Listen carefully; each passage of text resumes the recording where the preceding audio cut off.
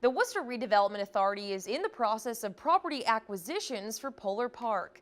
The city, however, appears to be behind schedule, only reaching an agreement with one property owner so far, which is why a local business writer says the city must get on the right track. Our Cam Jandrow's live in Worcester tonight with more. Cam?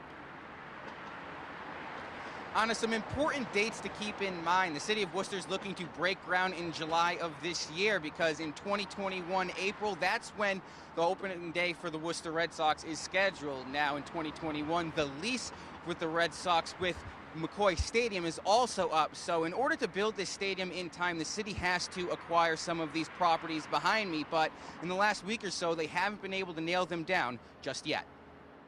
Construction of Polar Park is supposed to begin in less than 3 months. Worcester Business Journal news editor Grant Welker says any big delay could become a major issue. Do you either fall behind on the timetable and they're not able to open by April 2021, or you could say we need to meet that time frame and then they start to run into issues where they need to increase costs. Last week, the Worcester Redevelopment Authority announced they began the process of acquiring properties along Madison Street, but they were only able to make a deal with one, and taking buildings through eminent domain could be time-consuming. Any appeals or other snags can certainly back up the project.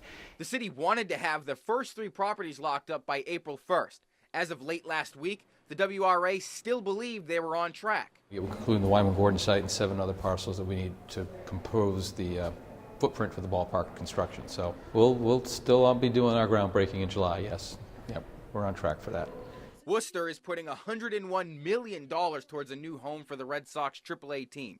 During the city's August announcement, they claimed Polar Park would be self-sufficient, which is why Welker says it's even more important to get on the right timeline. A lot of us have been focusing on the ballpark. It's also worth mentioning, too, in terms of is this project going to pay for itself, that related development also needs to begin very quickly.